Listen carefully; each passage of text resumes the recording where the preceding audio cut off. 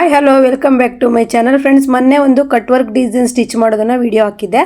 ಆ design stitch ಮಾಡಬೇಕಾದ್ರೆ ಹೇಳಿದ್ದೆ ಎಂಬ್ರಾಯ್ಡ್ರಿ ಕೊಡ್ತಾ ಇದ್ದೀನಿ, ಬ್ಲೌಸು ಎಂಬ್ರಾಯ್ಡ್ರಿ ಆಗಿ ಬಂದಮೇಲೆ ಯಾವ ರೀತಿ ಕಾಣುತ್ತೆ ಅಂತ ನಿಮಗೆ ವಿಡಿಯೋದಲ್ಲಿ ಹಾಕ್ತೀನಿ ಅಂತ ಹೇಳಿದ್ದೆ. ಇವತ್ತು ನೋಡಿ ಎಂಬ್ರಾಯ್ಡ್ರಿ ಆಗಿ ಬಂದಿದೆ. ಇವತ್ತು ನಾನು ಈ ಎಂಬ್ರಾಯ್ಡ್ರಿ ಆಗಿರೋ ಬ್ಲೌಸು ಕಟ್ ವರ್ಕ್ ಬ್ಲೌಸ್ ಹೇಗೆ ಕಾಣ್ತಿದೆ ಅಂತೇಳಿ ವಿಡಿಯೋ ಹಾಕ್ತಾ ಇದ್ದೀನಿ. ಆದರೆ ಈ ಬ್ಲೌಸನ್ನ ನಾನು ನಿಮಗೆ ವಿಡಿಯೋದಲ್ಲಿ ತೋರಿಸ್ತಾ ಕತೆ ಹೇಳ್ತೀನಿ. ಒಂದೊಂದ್ಸಲಿ ಅನಿಸುತ್ತೆ ಈ ಎಂಬ್ರಾಯ್ಡ್ರಿ ಮಾಡೋ ಸಮೇತ ನಾವೇ ಕಲ್ತ್ಬಿಟ್ಟಿದ್ರೆ ರಗಳೆ ಇರಲಿಲ್ಲ ಅನಿಸುತ್ತೆ. ಯಾಕಂದರೆ ಅಷ್ಟು ಈ ಸೀಸನ್ ಟೈಮಲ್ಲಿ ನಮಗೆ ತೊಂದರೆ ಕೊಡ್ತಾರೆ. ಆ ಕಡೆ ಬಿಹಾರ ಕಡೆಯಿಂದ ಎಲ್ಲ ಬರ್ತಾರಲ್ವಾ ಎಂಬ್ರಾಯ್ಡ್ರಿ ಸ್ಟಿಚ್ ಮಾಡೋದಕ್ಕೆ. ಅವರೆಲ್ಲ ಹೇಗಂತಂದರೆ ಜೂನ್ ಜುಲೈ ಟೈಮಲ್ಲೆಲ್ಲ ಅವ್ರಿಗೆ ಕೆಲಸ ಇರಲ್ಲ. ಆಗ ನಮ್ಮ ಮನೆಗಳ ಹತ್ರ ಬಂದು ಪ್ರತಿಯೊಬ್ಬ ಟೈಲರ್ಗಳ ಹತ್ರ ಬಂದು ಕೇಳ್ತಾರೆ, ಬಟ್ಟೆ ಕೊಡಿ, ಕೆಲಸ ಮಾಡೋದಕ್ಕೆ ಬಟ್ಟೆ ಕೊಡಿ, ಎಂಬ್ರಾಯ್ಡ್ರಿ ಮಾಡೋದಕ್ಕೆ ಬಟ್ಟೆ ಕೊಡಿ ಅಂತ ಕೇಳ್ತಾರೆ. ನಾವು ಬರೋವಂಥ ಕಸ್ಟಮರ್ಗಳಿಗೆ ಎಂಬ್ರಾಯ್ಡ್ರಿ ಹಾಕ್ಸ್ಕೊಳ್ಳಿ, ತುಂಬ ಚೆನ್ನಾಗಿ ಕಾಣಿಸುತ್ತೆ, ತುಂಬ ಚೆನ್ನಾಗಿರುತ್ತೆ ಅಂತ ಹೇಳಿ ನಾವು ಅವರಿಗೆ ಕೆಲಸ ಕೊಡ್ಸೋಕ್ಕೋಸ್ಕರ ಕಸ್ಟಮರ್ ಕೈಲಿ ಕೇಳ್ತೀವಿ. ಆದರೆ ಅವರು ಈ ಸೀಸನ್ ಬಂದಾಗ ಅವ್ರು ಫುಲ್ ಉಲ್ಟಾ ಆಗಿಬಿಡ್ತಾರೆ. ಹೇಗಂತಂದರೆ ಈಗ ನೋಡಿ, ನಾನು ಇವ್ರ ಹತ್ರನೇ ನಾನು ಯಾವಾಗಲೂ ಈಗೊಂದು 4-5 ವರ್ಷ ಆಯಿತು ಎಂಬ್ರಾಯ್ಡ್ರಿ ಡಿಸೈನ್ ಇವ್ರ ಹತ್ರನೇ ಹಾಕ್ಸೋದು. ಪ್ರತಿ ವರ್ಷವೂ ಇದೇ ರಗಳೆ. ಈ ಸೀಸನ್ ಬಂದ ತಕ್ಷಣ ನಮ್ಮ ಬಟ್ಟೆಗಳಿಗೆ ವ್ಯಾಲ್ಯೂನೂ ಕೊಡೋದಿಲ್ಲ, ಮಾಡೋದಕ್ಕೆ ಎಂಬ್ರಾಯ್ಡ್ರಿ ಹಾಕೋದಿಲ್ಲ. ಅದೇ ಅನ್ಸೀಸನ್ ಬಂದಾಗ ಮನೆ ಹತ್ರ ಆಗಿರ್ಬೋದು, ಟೈಲರ್ ಶಾಪ್ಗಳ ಹತ್ರ ಆಗಿರ್ಬೋದು, ಇಸ್ಕೊಂಡು ಕೊಡಿ ಅಂತ ಹೇಳ್ತಾ ಇರ್ತಾರೆ. ಈ ಟೈಮಲ್ಲಿ ನಮಗೆ ಅವ್ರದ್ದು ಎಂಬ್ರಾಯ್ಡ್ರಿ ಹಾಕೋಕ್ಕಿದೆ, ಇವ್ರದ್ದು ಎಂಬ್ರಾಯ್ಡ್ರಿ ಹಾಕೋಕ್ಕಿದೆ ಅಂತ ಹೇಳ್ತಾರೆ. ನಾನು ಹೇಳಿದ್ದಿಷ್ಟೇ ಅವರಿಗೆ, ಏನಂತಂದರೆ ಇದೇ ಒಂದು ಬ್ಲೌಸ್ ನಾನು 28ನೇ ತಾರೀಕಿಂದನೂ ಹೊಲಿದು ಅವ್ರ ಮನೆಗೆ ಕೊಟ್ಟು ಒಂದು 15 ಬ್ಲೌಸ್ ಕೊಟ್ಟಿದ್ದೀನೇನೋ. ಇವತ್ತು ನಿನ್ನೆ ಬೆಳಗ್ಗೆವರೆಗೂ ಅವ್ರು ನಮ್ಮ ಬಟ್ಟೆಗಳನ್ನು ಮುಟ್ಟೇ ಇರಲಿಲ್ಲ. ನಾನು ಆಮೇಲೆ ಹೋಗ್ಬಿಟ್ಟು ನೋಡಿದಾಗ ನಂಗೆ ಶಾಕ್ ಆಯಿತು. ಅಯ್ಯೋ ದೇವ್ರೆ, ನಾಳೆ ಕೊಡಬೇಕು ಫಂಕ್ಷನ್ ಬಟ್ಟೆ, ಇವರೇನು ಇನ್ನೂ ಎಂಬ್ರಾಯ್ಡ್ರಿ ಹಾಕೇ ಇಲ್ವಲ್ಲ ಅಂಥೇಳಿ ಶಾಕ್ ಆಗಿ ನಾನು ಮತ್ತೆ ಜೋರು ಮಾಡಿ ತೆಗೆದಿಟ್ಟು ಬಂದೆ. ಅಂದರೆ 3 ಪೀಸು ಅರ್ಜೆಂಟ್ ಇದೆ, ಅದನ್ನು ಹಾಕಿ ಅಂತ ಇಟ್ಟು ಬಂದೆ. ಅವರು ಹಾಕಿದ್ರು. ಆದರೆ ನಮಗೆ 6ನೇ ತಾರೀಕು 7ನೇ ತಾರೀಕೆಲ್ಲ ಕೊಡೋದು ತುಂಬ ಬಟ್ಟೆ ಇತ್ತು. ಅದನ್ನು ಬಿಲ್ಕುಲ್ ಮಾಡಲ್ಲ ಅಂತಾರೆ.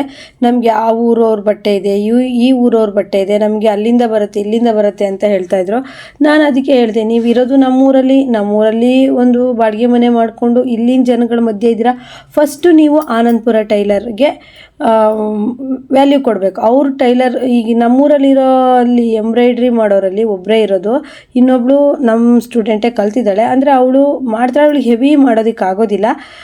ಇವರು ಒಬ್ಬರೇ ಇರೋದ್ರಿಂದ ನಾ ಹೇಳೋದೇನೆಂದರೆ, ಫಸ್ಟು ನೀವು ಆನಂದಪುರ ಟೈಲರ್ಸ್ಗಳಿಗೆ ಇಂಪಾರ್ಟೆಂಟ್ ಕೊಡಬೇಕು. ಆಮೇಲೆ ಹೊರಗಡೆಯಿಂದ ಕೊಟ್ಕೊಳ್ಸೋಂಥ ಬಟ್ಟೆಗಳನ್ನು ನೀವು ಎಂಬ್ರಾಯ್ಡ್ರಿ ಮಾಡಬೇಕು. ಅವರಿಗೆ ಕನ್ನಡ ಬರಲ್ವೋ ಏನೋ, ನನಗಂತೂ ಹಿಂದಿ ಬರಲ್ಲ, ಸ್ವಲ್ಪ ಅರ್ಥ ಆಗುತ್ತಷ್ಟೇ. ನನಗಂತೂ 5 ವರ್ಷದಿಂದ ಸುಮ್ಮನೆ ತಾಳ್ಮೆಯಿಂದ ಇದ್ದೆ. ಇವತ್ತಂತೂ ಅಷ್ಟು ನನಗೆ ಕನ್ನಡದಲ್ಲಿ ಏನೇನು ಹೇಳೋಕ್ಕೆ ಬರುತ್ತೋ ಅದನ್ನೆಲ್ಲ ಹೇಳಿದೆ. ನಮ್ಮೂರಲ್ಲಿ ಮನೇಲಿದ್ದೀರಾ, ನಮ್ಮೂರಲ್ಲಿ ಬೇರೆ ಊರಿನ ಬಟ್ಟೆ ತಂದುಬಿಟ್ಟು ಎಂಬ್ರಾಯ್ಡ್ರಿ ಯಾಕೆ ಮಾಡಬೇಕಿಲ್ಲಿ ಅಂತೇಳಿ ನಾನು ಸರಿ ಜೋರು ಮಾಡಿ ಬಂದೆ. ಪ್ರತಿ ವರ್ಷ ಈ ಟೈಮಿಗೆ ಅವರಿಗೂ ನನಗೂ ಜಗಳ ಆಗುತ್ತೆ. ನನಗಂತಲ್ಲ, ಎಲ್ಲ ಟೈಲರ್ಗಳಿಗೂ ಅಷ್ಟೇ. ಯಾಕಂದ್ರೆ ಹಂಗೆ ಮಾಡ್ತಾರೆ. ಫಸ್ಟಿಗೆ ಕೊಡ್ತೀವಿ ಅಂತಾರೆ, ಆಮೇಲೆ ಕೊಡೋದಿಲ್ಲ. ಅವರು ಇನ್ನಿಬ್ಬರನ್ನ ಕರೆಸ್ತಾರಂತೆ ಜನನ ಎಂಬ್ರಾಯ್ಡ್ರಿ ಮಾಡೋರನ್ನ, ಆಗ ಸರಿ ಆಗುತ್ತೆ. ಯಾಕಂದರೆ ಒಂದು ಊರಲ್ಲಿ ಈಗ ಎಂಬ್ರಾಯ್ಡ್ರಿ ತುಂಬ ಬ್ಲೌಸ್ಗಳು ಹಾಕ್ಸೋದ್ರಿಂದ 1-2-3 ಜನ ಬೇಕು. ಅಂದರೆ ಈಗ ಹ್ಯಾಂಡ್ ವರ್ಕು ಮತ್ತು ಮಿಷನ್ ಎಂಬ್ರಾಯ್ಡ್ರಿ, ಈ ಕಮ್ಮಿಯಲ್ಲಿ ಸ್ವಲ್ಪ ಮಿಷನ್ ಎಂಬ್ರಾಯ್ಡ್ರಿ ಗ್ರ್ಯಾಂಡಾಗಿ ಹಾಕುವಂಥ ಡಿಸೈನ್ ಬರುತ್ತೆ. ನಮಗಂತೂ ನಾವೀಗ ಕಸ್ಟಮರು ನಮಗೆ ಹಾಕಿಸಿ ನೀವು ರೆಡಿ ಮಾಡಿ ಕೊಟ್ಬಿಡಿ, ನಮಗೆ ಕುಚ್ಚು ಹ್ಯಾಂಡ್ ಎಂಬ್ರಾಯ್ಡ್ರಿ ಇದ್ದರೆ ಹ್ಯಾಂಡ್ ಎಂಬ್ರಾಯ್ಡ್ರಿ ಎಲ್ಲ ರೆಡಿ ಮಾಡಿ ನೀವು ಕೊಟ್ಬಿಡಿ, ಒಂದೊಂದು ಕಡೆ ಹೋಗೋಕ್ಕಾಗಲ್ಲ ಅಂತ ಕೊಟ್ಬಿಡ್ತಾರೆ. ಅವರು ಜಾಸ್ತಿ ಹೆಂಗಂದರೆ ಟೈಲರ್ಗಳಿಗೆ ವ್ಯಾಲ್ಯೂ ಕೊಡಲೇಬೇಕು. ಆವಾಗ ನಂಗೆ ಅನ್ನಿಸ್ತು, ಇದೊಂದು ಎಂಬ್ರಾಯ್ಡ್ರಿ ಮಾಡೋದು ನಾನು ಬಿಡ್ಬೋದಿತ್ತಲ್ವಾ. ಈ ಊರಿಗೆ ಹೋಗಿ ಯಾರು ಮಾತಾಡೋದು, ನಿಜವಾಗ್ಲೂ ಹಿಂಸೆ. ಅಂದರೆ ಅವ್ರು ಹಿಂದಿಯಲ್ಲಿ ಮಾತಾಡ್ತಿರ್ತಾರೆ, ಅವ್ರ ಭಾಷೆ ನಮ್ಗೆ ಅರ್ಥ ಆಗೋಲ್ಲ, ನಮ್ಮ ಭಾಷೆ ಅವ್ರಿಗೆ ಅರ್ಥ ಆಗೋಲ್ಲ. ಅದು ಎಷ್ಟು ಗಲಿಬಿಲಿ ಆಗುತ್ತೆ ಅಂದರೆ ನನಗಂತೂ ಅದೇ ಒಂದು ದೊಡ್ಡ ಸಮಸ್ಯೆ ಆಗ್ಬಿಟ್ಟಿದೆ. ನಮ್ಮ ಯಾಸ್ಮಿನಿ ಇದ್ದಾಗ ಅವಳು ಸ್ವಲ್ಪ ಹೇಳ್ತಾಳೆ, ಆದರೂ ಅವಳು ಹೇಳೋದನ್ನು ಕೇಳೋದಿಲ್ಲ. ಆವಾಗ ಅನ್ಸುತ್ತೆ, ನಾನಂತೂ ಕನ್ನಡದಲ್ಲೇ ಸಿಕ್ಕಾಪಟ್ಟೆ ಜಗಳ ಮಾಡಿ ಬಂದುಬಿಟ್ಟೆ. ನನಗೆ ಅವ್ರಿಗೆ ಕನ್ನಡ ಅರ್ಥ ಆಗಲ್ಲ ಅಂತ ನಾನು ಸುಮ್ಮನೆ ಇರ್ತಿದ್ದೆ ಇಷ್ಟು ವರ್ಷ. ಇವತ್ತಂತೂ ಕನ್ನಡದಲ್ಲೇ ಏನೇನು ಬೈದು ಬಂದಿದ್ದೀನಿ ಅಂತೇಳಿ ಗೊತ್ತಿಲ್ಲ. ಅಂದರೆ ನನಗೆ ಇಷ್ಟೇ ಬೇಜಾರಾಗಿದ್ದು, ನೀವು ಫಸ್ಟು ನಮ್ಮೂರಲ್ಲಿರೋ ಟೈಲರ್ಗಳಿಗೆ ಅವ್ರಗಳ ಬಟ್ಟೆನ ಫಸ್ಟ್ ಮುಗಿಸಿ, ಬೇರೆ ಊರಿಂದ ಟೈಲರ್ ಬಟ್ಟೆ ತಗೊಳ್ಳೋದು ಬೇಡ. ಯಾಕಂದರೆ ನಮ್ಮೂರಲ್ಲಿ ನಾವು ಟೈಲರ್ಗಳೆಲ್ಲ ಒಗ್ಗಟ್ಟಾಗಿ ಅವ್ರಿಗೆ ಸೀಸನಲ್ಲಿ ನಾವು ಬಟ್ಟೆಗಳನ್ನು ಕೊಡ್ತಾ ಇರ್ತೀವಲ್ವಾ. ಹಾಗಿದ್ದಾಗ ಅವರು ಸೀಸನಲ್ಲಿ ನಮ್ಮಗಳ ಬಟ್ಟೆಗಳನ್ನು ಮಾಡಬೇಕು, ನಮ್ಮೂರಿನ ಟೈಲರ್ಗಳಿಗೆ ಇಂಪಾರ್ಟೆಂಟ್ ಕೊಡಬೇಕು ಅನ್ನೋದು ನನ್ನದೊಂದು ಉದ್ದೇಶ ಆಗಿತ್ತು. ಇದ್ರ ಬಗ್ಗೆ ಏನಂತೀರಾ? ಹೀಗೆ ಈಗ ನಾವು ಸೀಸನಲ್ಲಿ ನಾವು ನಮ್ಮೂರಲ್ಲಿ ಬಂದು ಈಗ ಕೆಲಸ ಮಾಡ್ತಿದ್ದಾರೆ ಅಂದಾಗ ನಾವು ಕಸ್ಟಮರ್ ಹತ್ರ ಹಾಕ್ಸ್ಕೊಳ್ಳಿ ಅಂತ ಸೀಸನಲ್ಲಿ ಬಂದಿರೋ ಬಟ್ಟೆಗಳನ್ನು ಇಸ್ಬಿಟ್ಟು ಅವರಿಗೆ ಕೆಲಸ ಕೊಡ್ತಾ ಇರ್ತೀವಿ. ಯಾವಾಗೂ ಅವ್ರು ಕೆಲಸ ಇಲ್ಲ ಅಂತ ಹೇಳಿ ಕೂತಿದ್ದಿಲ್ಲ, ಅವರೇ ಊರಿಗೆ ಹೋಗ್ತಾರೆ ಬಿಟ್ಟರೆ ಒಂದೊಂದು ಸರಿ ನಾವು ಕೆಲಸಗಳನ್ನು ಕೊಡ್ತೀವಿ. ಹಾಗಿದ್ದಾಗ ನನಗೆ ಫಸ್ಟು ಇಂಪಾರ್ಟೆಂಟ್ ಏನು, ನಾನು ಇರೋ ಊರಿನ ಟೈಲರ್ಗಳ ಬಟ್ಟೆನ ಮಾಡಬೇಕು ಅನ್ನೋದು ಅವರಿಗೆ ತಲೆಯಲ್ಲಿರಬೇಕು. ಎಷ್ಟು ಬೇಜಾರಾಯಿತು ಅಂದರೆ ಫ್ರೆಂಡ್ಸ್, ನಾನು ನಮ್ಮ ಮನೆಗೆ ಬಂದಾಗ ಇರೋ ಕೆಲಸವನ್ನು ಬಿಟ್ಬಿಟ್ಟು ನಾನು ಭಯ ಅಂತ ಮಾತಾಡಿಸ್ತಿದ್ದೆ. ಅವ್ರು ಏನೇ ಕೇಳಿದ್ರು ಅದಕ್ಕೆ ರೆಸ್ಪಾನ್ಸ್ ಮಾಡ್ತಿದ್ದೆ. ಅವ್ರು ಹಿಂದಿಯಲ್ಲಿ ಕೇಳಿದ್ದನ್ನು ನಾನು ಯಾಸ್ಮಿನ್ ಹತ್ರ ಕೇಳಿಕೊಂಡು ಅದು ಅರ್ಥ ಮಾಡಿಕೊಂಡು ಅವ್ರಿಗೆ ನಾವು ಉತ್ತರ ಕೊಡ್ತಿದ್ದೆ. ಆದರೆ ನಾನು ಅವ್ರ ಮನೆ ಬಾಗಿಲಿಗೆ ಹೋದಾಗ ಈ ಸೀಸನ್ ಟೈಮಿಗೆ ಅವ್ರು ನಮ್ಮ ಮನೆ ಹತ್ರ ಇಸ್ಕೊಳ್ಳೋದಕ್ಕೆ ಬರೋದಿಲ್ಲ ಬಟ್ಟೆನ, ಅವರಿರಲ್ಲಿಗೆ ಹೋಗಬೇಕು. ಆ ಟೈಮಲ್ಲಿ ಅವರು ನಾನೊಂದು ಕೇಳ್ತಾ ಇದ್ದೀನಿ, ಅದಕ್ಕೇನೂ ರೆಸ್ಪಾನ್ಸ್ ಮಾಡ್ತಾ ಇಲ್ಲ, ಅವ್ರ ಪಾಡಿಗೆ ಅವ್ರು ಕೆಲಸ ಮಾಡ್ತಾರೆ. ಅಷ್ಟು ಬೇಜಾರಾಯಿತು ಅಂದರೆ ಆಮೇಲೆ ಲಾಸ್ಟಲ್ಲಿ ಹೇಳ್ತಾರೆ 4 ಬ್ಲೌಸ್ ಕೊಟ್ಟಿದ್ದಾರೆ, ಎಲ್ಲ ಸೇರಿಬಿಟ್ಟು ಒಂದು 2,000 ರೂಪಾಯಿ ಆಗಿದೆ. ಹೇಗಂದರೆ ಫಸ್ಟು ನನಗೆ ದುಡ್ಡು ಕೊಡು, ನನ್ನ ತಲೆ ಕೆಟ್ಟಿದೆ, ದುಡ್ಡು ಕೊಡು ಅಂತ ಹಿಂದಿಯಲ್ಲಿ ಹೇಳ್ತಾರೆ. ಅಷ್ಟು ಬೇಜಾರಾಯಿತು ನನಗೆ. ನಾನು ನಿತ್ತಲ್ಲೇ ಇನ್ನೂ 10 ಬ್ಲೌಸ್ ಅವ್ರ ಕೈಯಲ್ಲೇ ಇತ್ತು ಎಂಬ್ರಾಯ್ಡ್ರಿ ಮಾಡಿಸೋದು. ನಮಗೆ ಅವ್ರಿಗಿಂತ ಜಾಸ್ತಿ ನಮಗೆ ಜವಾಬ್ದಾರಿ ಇರುತ್ತೆ, ಅವ್ರ ಅಮೌಂಟನ್ನು ನಾವು ಕೊಟ್ಕೊಂಡ್ಬಿಡ್ಬೇಕು ಅನ್ನೋದು. ಅದಕ್ಕೆ ನಾನು ತಕ್ಷಣವೇ ಫೋನ್ಪೇ ಮಾಡಿಬಿಟ್ಟೆ. ಹಾಗೆ ಜನ ನಾವು ಒಂದೊಂದು ಟೈಮಲ್ಲಿ ಅದು ಹೇಳೋಂಗಿಲ್ಲ. ಈಗ ತಿನ್ನೋಕೆ ಕೊಟ್ಟಿದ್ದು, ಕುಡಿಯೋಕೆ ಕೊಟ್ಟಿದ್ದು, ಅವರು ನಮ್ಮ ಮನೆಗೆ ಬಂದಾಗ ಅವ್ರಿಗೆ ಟ್ರೀಟ್ ಮಾಡಿದ್ದನ್ನೆಲ್ಲ ನಾವು ಹೇಳ್ಕೊಬಾರ್ದು. ನಾವು ಅಷ್ಟು ಅವ್ರು ಬೇರೆ ರಾಜ್ಯದಿಂದ ಬಂದಿರ್ತಾರೆ, ನಮ್ಮ ಇಲ್ಲಿಗೆ ಬಂದಾಗ ನಾವು ಅವ್ರಿಗೆ ಎಷ್ಟು ನಮ್ಮೂರು ಅನ್ನೋ ಥರನೇ ಅವರಿಗೆ ಟ್ರೀಟ್ ಮಾಡಿರ್ತೀವಿ. ಆದರೆ ಅಟ್ಲೀಸ್ಟ್ ನಮ್ಮೂರಲ್ಲಿ ಬಾಡಿಗೆ ಮನೆ ಇರೋ ಅವ್ರ ಮನೆಗೆ ಹೋದಾಗ ನಮ್ಮನ್ನು ಯಾವ ಥರ ಹೊರಗಡೆ ಜನ ಥರ ಟ್ರೀಟ್ ಮಾಡಿಬಿಟ್ರು. ಒಂದು ಕ್ಷಣ ನನಗೆ ಅಷ್ಟು ಬೇಜಾರಾಯ್ತು, ಅಳುನೇ ಬಂದುಬಿಡ್ತು ಅನ್ಬೋದು.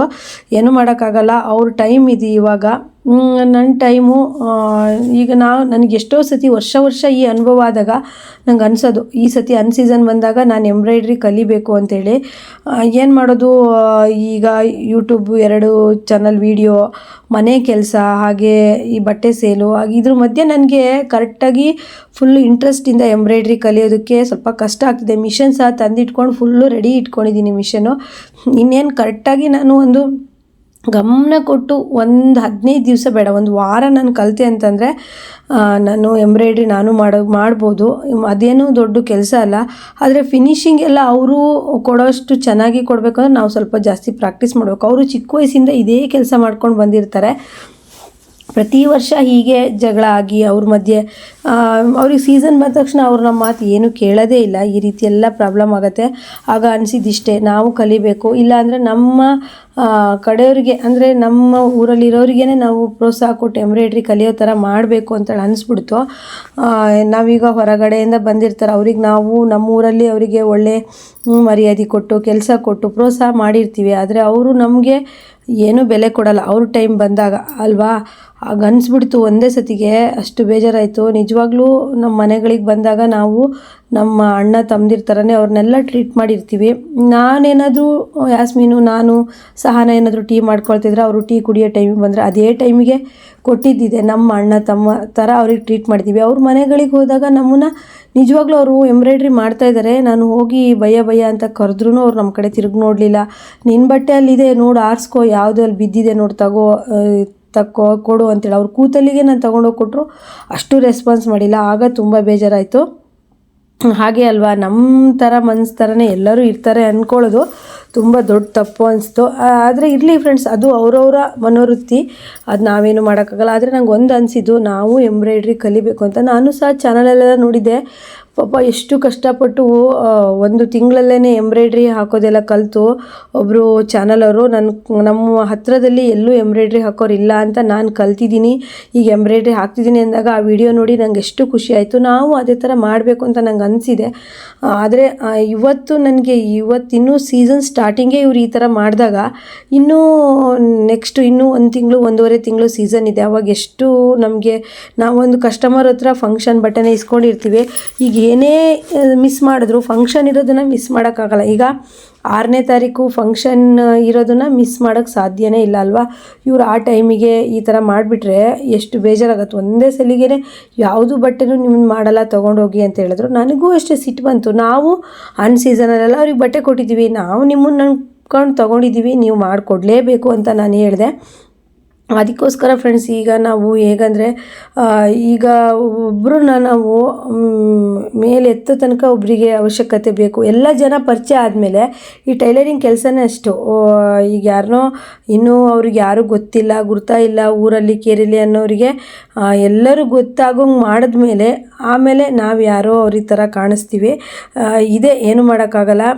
ಆದರೆ ನಾನು ಹೇಳೋದು ಒಂದೇ, ನೀವು ಎಷ್ಟೇ ದೊಡ್ಡ ಟೈಲರ್ ಆಗಲಿ, ಎಷ್ಟೇ ದೊಡ್ಡದಾಗಿ ಬೆಳೀರಿ, ಏನೇ ಆಗಲಿ, ನೀವು ಏನೇ ಮುಂದೆ ಮಾಡ್ತಾ ಹೋದ್ರೂ ನಿಮಗೆ ಸ್ಟಾರ್ಟಿಂಗ್ ಯಾರು ಪ್ರೋತ್ಸಾಹ ನೀಡಿರ್ತಾರೋ, ಯಾರು ನಿಮಗೆ ಕಲಿಯೋದಕ್ಕೆ ಒಂದು ಉತ್ತೇಜನ, ಯಾರಿಂದ ಒಂದು ಹೆಲ್ಪ್ ಆಗಿರುತ್ತೋ ಅವ್ರನ್ನ ಕೊನೆವರೆಗೂ ಮರಿಬೇಡಿ. ಅವ್ರನ್ನ ಹಿಂದಾಕೋ ಕೆಲಸ ಬಂದಾಗ ನೀವು ಸ್ವಲ್ಪ ಯೋಚನೆ ಮಾಡಿ. ಯಾಕಂದರೆ ಮನಸ್ಸಿಗೆ ಬೇಜಾರು ಆಗೇ ಆಗುತ್ತೆ ಅವರಿಗೆ. ಆ ಥರದ್ದು ನಾನು ತುಂಬ ಫೇಸ್ ಮಾಡಿದ್ದೀನಿ. ಏನು ಮಾಡೋದು, ಹಂಗೆ ನಮ್ಮ ಥರನೇ ಯೋಚನೆ ಮಾಡೋರು ಎಲ್ಲರೂ ಇರಲ್ವಲ್ಲ. ನೋಡಿ ಫ್ರೆಂಡ್ಸ್, ಈ ಕಟ್ಟಿಂಗ್ ವಿಡಿಯೋ ಬೇಕಿದ್ದರೆ ನಮ್ಮ RG ಟೈಲರಿಂಗ್ ಕ್ಲಾಸಲ್ಲಿದೆ. ಇದು ನಾನು ಸ್ಟಿಚಿಂಗ್ ಮಾಡ್ತಾ ಇರೋಂಥ ವಿಡಿಯೋ, ಅದು ಹಿಂದೆ ಇದೆ, 2 ದಿವಸದ ವಿಡಿಯೋ ಹಿಂದೆ ಇದೆ. ಅದರದ್ದೇ ನಾನು ಇವತ್ತು ಎಂಬ್ರಾಯ್ಡ್ರಿ ಮಾಡಿದ್ದು ಹೇಗಾಗಿದೆ ಅಂತೇಳ್ಬಿಟ್ಟು ವಿಡಿಯೋ ಹಾಕಿರೋದು ನೋಡ್ತಾ ಇದ್ದೀರಲ್ವ. ಹಾಗಾಗಿ ನಾನು ಇದರಲ್ಲಿ ಸ್ವಲ್ಪ ಕ್ಲಿಪ್ಪನ್ನು ಆ್ಯಡ್ ಮಾಡಿದ್ದೀನಿ.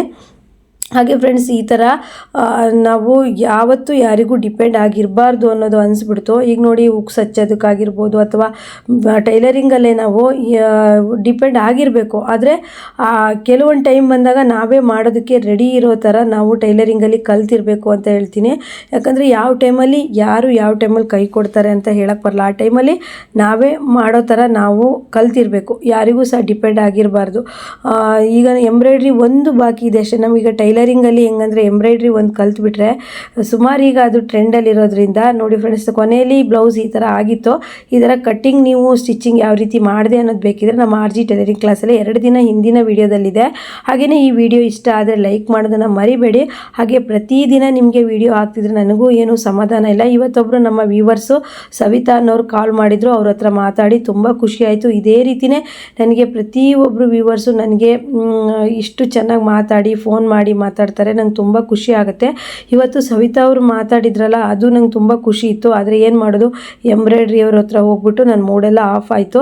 ಆದರೂ ಪರವಾಗಿಲ್ಲ, ನಿಮ್ಗಳ ಜೊತೆಗೆ ನಾನು ಮಾತಾಡಬೇಕು ಅಂತ ಇವತ್ತು ಈ ಬ್ಲೌಸ್ ಸ್ಟಿಚ್ ಮಾಡ್ತಾ ನಾನು ವಿಡಿಯೋ ಮಾಡಿದ್ದೀನಿ. ಎಂಬ್ರಾಯ್ಡ್ರಿ ಎಲ್ಲ ತುಂಬ ಚೆನ್ನಾಗಿ ಆಗ್ತಾರೆ, ಕೆಲಸ ಎಲ್ಲ ತುಂಬ ಫಿನಿಶಿಂಗ್ ಚೆನ್ನಾಗಿದೆ. ಆದರೆ ಏನು ಮಾಡೋದು, ಅವರು ಸೀಸನ್ ಬಂದಾಗ ಈ ಥರ ಉಲ್ಟಾ ಆಗಿಬಿಡ್ತಾರೆ. ಆಗ ನಮ್ಗೆ ಒಂದೊಂದ್ಸತಿ ಅನಿಸುತ್ತೆ, ನಾವೇ ಕಲ್ತಿದ್ರೆ ಚೆನ್ನಾಗಿರ್ತಿತ್ತು, ನಮ್ಮ ಕಡೆಯವರೇ ಕಲ್ತಿದ್ರೆ ಚೆನ್ನಾಗಿರ್ತಿತ್ತು, ಇವ್ರ ಹತ್ರ ಎಲ್ಲ ಅನ್ಸ್ಕೋಬೇಕಾ ಅಂತೇಳಿ ಅನಿಸುತ್ತೆ.